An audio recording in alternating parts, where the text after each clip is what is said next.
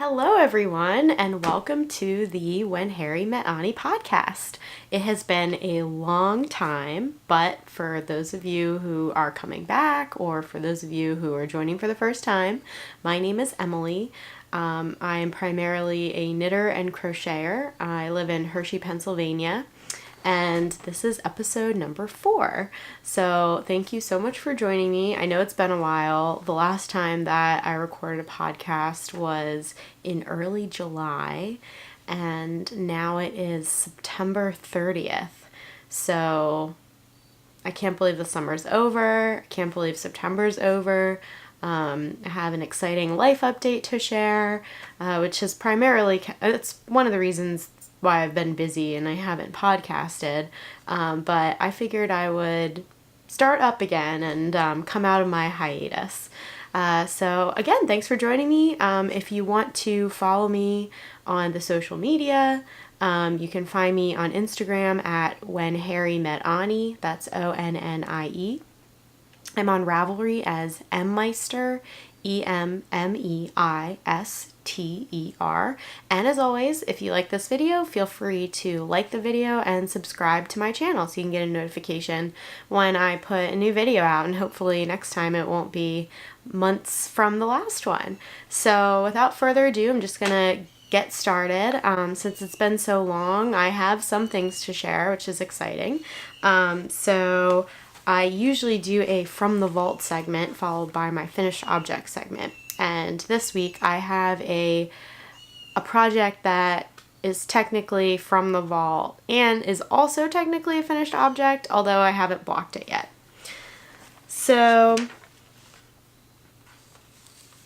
this is the Guernsey wrap by Jared Flood. I bought the yarn to purchase this back in March of 2017 from Little Al's Knit Shop. It's a pattern that is supposed to be done in Brooklyn Tweed, Shelter or Arbor, but I went with Cacscade 220 gray, and I still need to block it, but I finished it last week and I was very excited about it. I'm a little nervous because it calls for the project to be blocked using blocking wires, and I've never used blocking wires before. I don't even own blocking wires, so I've been watching a couple YouTube videos about blocking with blocking wires. I hear you can get welding rods from a hardware store and use those instead of blocking wires. So I haven't blocked it yet, but I just wanted to show you how it turned out. So it's very long. It's supposed to be, I think, like 6.5 feet maybe. So it's a long wrap. Oh, I guess I was showing you the wrong side. Here's the right side. It doesn't look much different, but yeah. So it'll be nice. Like, I think they want you to block it with wires because this edging is really wonky right now, and so if you get some wires in there, it'll block out straight, which will be nice. So stay tuned for an update on that. I might bite the bullet and just buy a blocking wire set.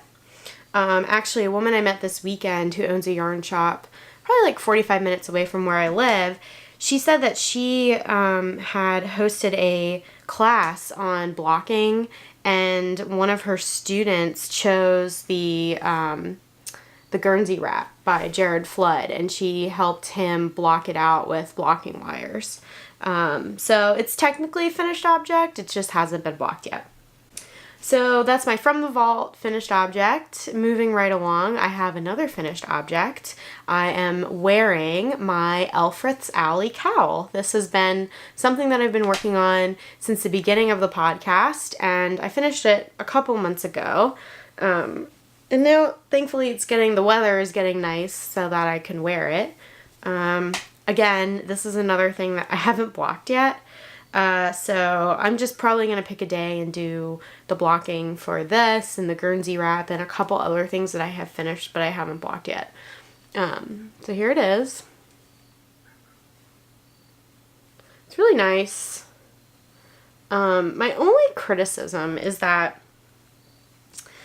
for cowl patterns where there's a picture, the primary project picture is of somebody going like this. I'm getting concerned because they kind of, depending on what type of yarn you're using, it will end up laying really weird. Like this wants to be really stiff and upright, so it just kind of looks, it looks odd like this. So I've been like, you know, like maybe like tucking it in a little bit,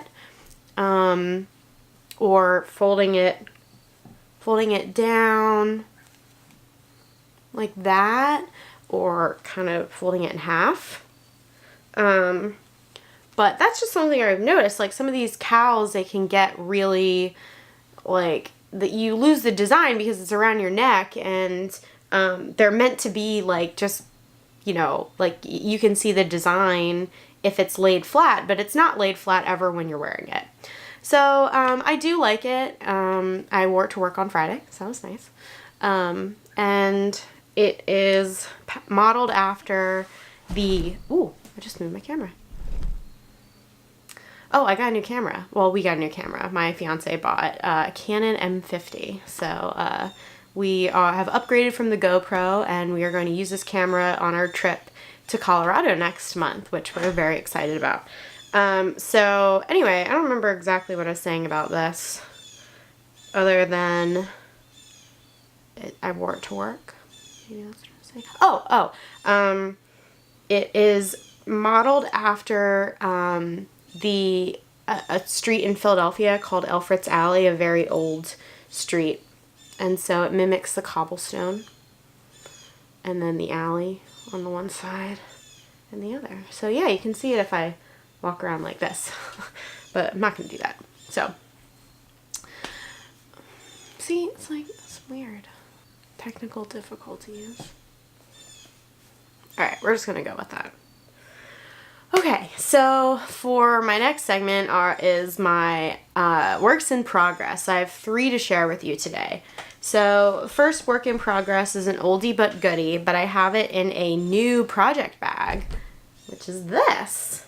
So I got this project bag from a designer that I have been watching her podcast, and I follow her on Instagram.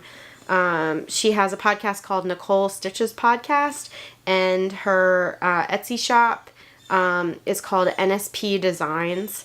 And she had shown on the podcast this bag being offered as a kit. So I'll show you in the Primetime segment the yarn that came with the bag, and also like a DPN needle holder that's in the same like Carnival ticket pattern. So in this bag is another project that I've been working on since the inception of the podcast, which is my Annalise wrap by Loop Yarn. And it's the multicolored wrap shawl. So I've gotten through to the green, and I have finished the solid color green section, and I am about to fade into the next color, which is teal.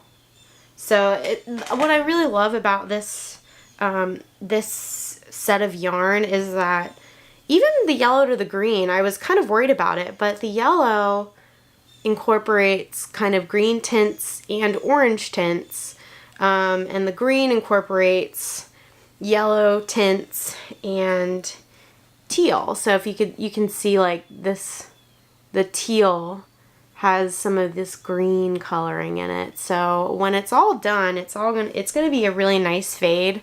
And I've talked about this before, but it has this angled edge, which is created by increasing on one side of the shawl and decreasing on the other side every other row. So it's really nice to knit, but it's taking a while. So you know, it's fingering weight yarn. So it's knitted wit victory fingering in the rock candy colorway, or the rock candy set of colors. So yeah, I'm excited to have this done. but it's going to be a while. So I kind of like pick at this one, and then if I need something a little more interesting, I work on a different project. Okay, so my second work in progress is one that I started after my last episode back in July, and it's actually a project that my knitting group at work is working on as a knit along. So one of the knitting group participants suggested that we all do the pointed furs shawl. So this is a picture of the shawl by, I want to say Versaci knits, but it might be Versaci knits. And you can do it in either a neckerchief, shawlette, or shawl. So here is mine. Just a little shawl so far. It's got this, you do repeats of like 6 purl, knit, purl, knit, or 6 knit, purl, knit, purl, and it's increasing, and then there's going to be, once you do this pointed furs pattern, I still have a ways to go, but after that, you do a garter stitch border. So this is a for purchase pattern, but I'll quickly flash the kind of chart that it's worked on. I've been following the chart, although there are written instructions, and some of the ladies at work like have already memorized the chart and are just working from the chart, or sorry, they had memorized the pattern and are just increasing without counting rows until it's at the length they want, and then they're going to add the garter border.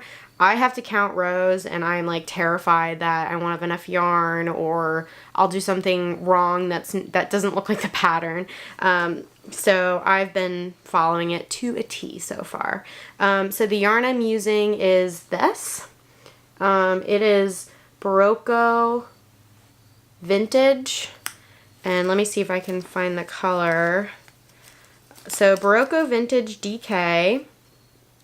You know what? I don't think this says the color, but when I plugged it in on Ravelry, if I remember correctly, it said something about being like a heathered blue, which makes sense. It's almost like jean. I don't know. That's kind of what it reminds me of, but I bought 3 of these and I only caked up 1 so far. So they're really soft and squishy. And another woman in my knitting group is doing the pattern with the same yarn. So she's doing it also with Berocco Vintage DK, but hers is a red, so it's really nice. But I am hoping that I can finish this before October 21st. Because that is the date that I'm getting married, and I hope to have it as my something blue. Logan and I are actually getting married out in Estes Park, Colorado. We're very, very excited about it, and hopefully I can have it finished by then and before we leave for our trip on October 17th. So that's been keeping me busy, wedding planning. But it'll be really nice because it'll be a very small wedding. And I was just getting very overwhelmed by having to plan something really big, but now a lot of the pieces have fallen into place, and we are really looking forward to it. And that is my pointed furs shawl. Hopefully I can get a couple nice pictures of me with the shawl and my dress. And it is in my Happiness is Handmade bag. I talked about Mass Drop on one of my previous episodes, but I bought it off of a website called Mass Drop, which is a website where they have products for sale and people basically join drops and say that they would be interested in purchasing the product, sometimes if it reaches a certain price point. And Mass Drop has different communities, so I'm a member of the knitting community, and I think I'm a member of the quilting community, although I don't quilt, but some of the things I think maybe someone at Mass Drop just maybe categorizes them wrong. So, you know, it's good to belong to both. But this bag came up I think it was like $15, and it's nice. It has like holes in the bag. If you're working with yarn, if you're working with more than one skein of yarn and different colors, so you can keep your colors organized. And it has nice pockets, and it's a drawstring, and it has a handle. So I'm really liking this bag. Okay, so for my last work in progress, this is actually a project that I started yesterday. So yesterday and Friday, Friday, September 28th, and Saturday, September 29th, I participated in my first Knitter's Day Out, held in Somerdale, Pennsylvania at Central Penn College. It's an event that's been going on for, I think, 33 years. You can take classes. They have a marketplace with vendors. They have like a knitting lounge, and they get really prolific instructors to teach. So I went with a couple other women in my knitting group, and I took 3 classes. I went to the marketplace and bought way too much. I think I'm going to save some of my purchases to show you until later on when I've committed them to projects. But I will show you one of my purchases now, because I took the class called Mittens on Magic Loop, and I have never magic looped before, and now I'm doing it, and I actually really enjoy it. So I can see why people love doing this instead of using double points for like socks and mittens and I guess sleeves on sweaters. So here's my mitten so far. As you can see, I have I've done the cuff, and I've done the increase for the hand and the thumb, and I separated the stitches for the thumb, and now I'm continuing to work my way up until I get to the pinky, to the length needed for the top, to get to the top of my pinky. And I got this cute little stitch marker of a unicorn. But anyway, so the pattern is Worsted Weight Mittens for Magic Loop by knitfreedom.com, and it's a free pattern if you sign up for the website. And yeah, I didn't take to Magic Loop immediately, and also there was an issue because the instructor wanted us to use the Italian cast on. No one in the class knew how to use the knew how to do the Italian cast on. So we spent like half an hour with her demonstrating the Italian cast on. There was some self-help involved with people pulling up YouTube videos. But suffice it to say, I gave up on the Italian cast on. I couldn't get it, and I just did a long tail cast on. I think, you know, the edge is a little more obvious. But honestly, like, it doesn't bother me, and they're going to be for me anyway. So, yeah. But, okay, so for the yarn. So I went down to the marketplace on Friday night because I knew I was taking this class on Saturday morning. And I said, okay, I need worsted weight yarn for mittens. I had like a Patton's wool that I could have used, but I wanted something fun. So I came across this neon pink tweed, which is amazing. Is it going to focus? Come on. There we go. Just look how delicious. It's just tweedy and neon-y and pink. So this is from, I am totally going to mispronounce it, Youghiogheny Yarns. The woman was there, I think with her mom or maybe it was her mother-in-law. She was super nice.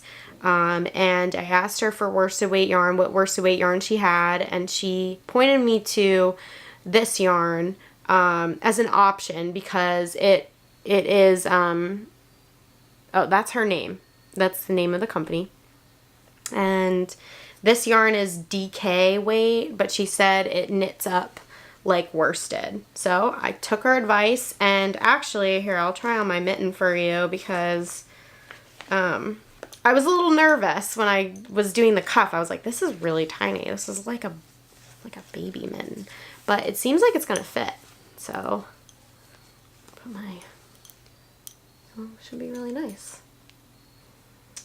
And yeah, I think I'm pretty far along for starting this yesterday, but it's a very enjoyable project. I've never knit mittens before, let alone on magic loop. So, you know, once I've mastered the magic loop, then I can do 2 at a time or maybe pick a different project. So it was a good experience. Okay, so for my next segment, Prime Time, I'm going to show you just a couple of the things that I've bought since I last podcasted. And to be totally honest, I have bought a lot more than this, but no one should ever be embarrassed of how much they have in their stash or how much they've purchased, but I figured it would be good to save for future episodes to have content, or maybe once I start a project, I'll talk about the yarn, so, you know, might talk about a finished object in the Prime Time segment, who knows. But for the first item for Prime Time, again, I bought this project bag from NSP Designs. I just also have to say, in terms of project bags, this is extremely well constructed. Like, I don't know, her work is just, it's just real craftsmanship. Really nice zipper. The lining is awesome. They're all lined with different colors. It's got a nice handle, and the size is awesome. Like, this is a medium, and I can comfortably fit like 2 or 3 skeins of yarn in here and my project. My whole Annalise wrap shawl's in here. I can fit all my notions in. And she also threw in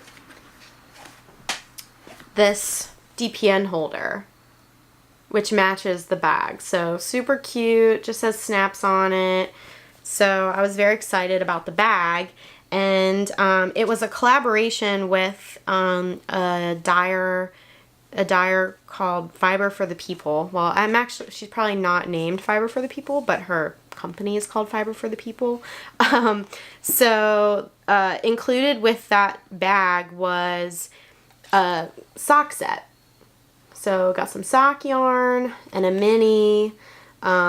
So maybe I'll try some socks on Magic Loop, since I wasn't a total failure at Mittens on Magic Loop. 2 at a time though, I'm going to need some help on that. But anyway, so the color is the Flying Trapeze.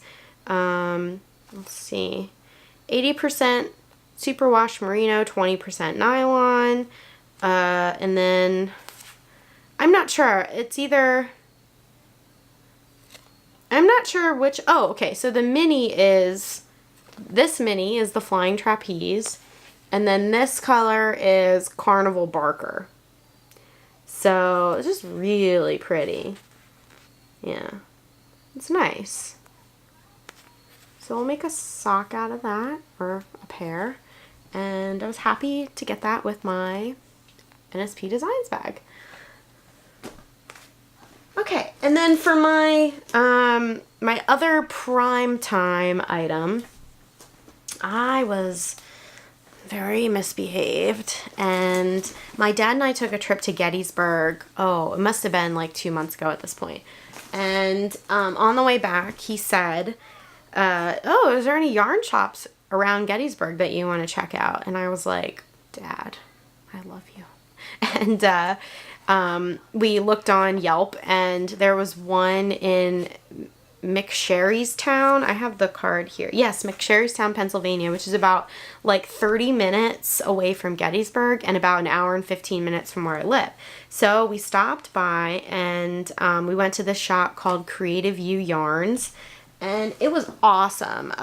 She just has so much inventory. The owner was super nice. Her name was Catherine.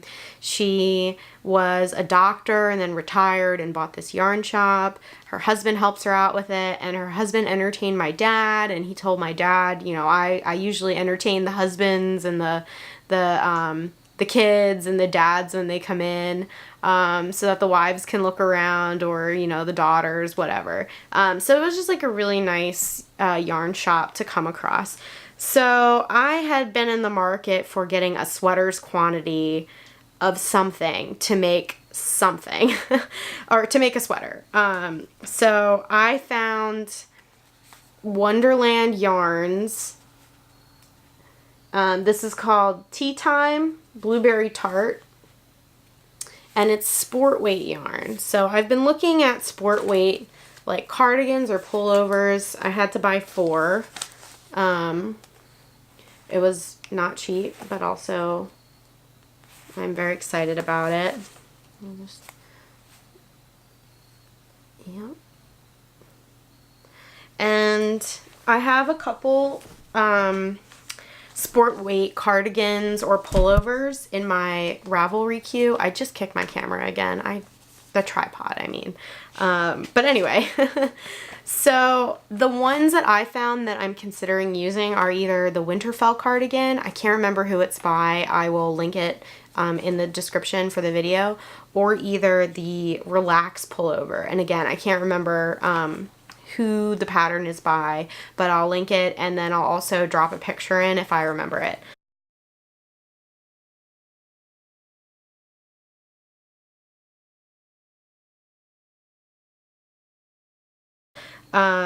So yeah, other than that, I have that for a sweater quantity. I might have a couple other sweater quantities that I've purchased since last podcast, including maybe one purchase yesterday, but I don't know. I'm excited. I want to start knitting sweaters, and yeah, the only way to start is to buy a sweater's quantity worth of something. So anyway, okay, so for my last segment, I usually do like a little bit talking about my office, because I've been trying to make my office into a space where I enjoy being, where I enjoy working, where I enjoy knitting, where I enjoy organizing my life and reading, things like that. So not much to report on that front. It kind of got filled with stuff, and then I had to clean it again. We did order, this isn't entirely related to my office, but we're still putting together where we're living. We moved here in March and trying to make it feel like home. So we ordered a couple pieces of furniture from Target, so those have yet to be built.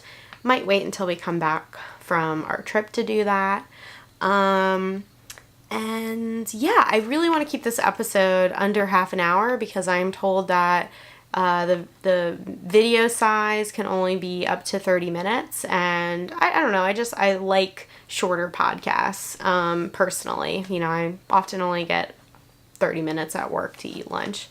But other than that, I guess the last thing I'll tell you is that I finished this book, Carry On Warrior by Glennon Doyle Melton, and it was okay. It was an interesting format, because I thought it was going to be a little bit more of like, not self-help, but like, I don't know, more chronological, or less like choppy anecdotes, which is what it felt like. And Glennon is a blogger, so I think a lot of it was pulled from her blog.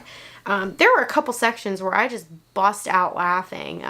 So, you know, I thought it was enjoyable. I finished it while my mom and I were at the beach. So yeah, I mean, if you're into a book that's, I don't know, I thought it was good. So it was a birthday gift from my colleague who had read it, and she has a very interesting story. So I'd recommend Googling her and hearing all about it. But I'm about to run out of time, so that's it for this week. Thank you so much for joining me. Oh, I found a cat. So say bye, Harry. Bye.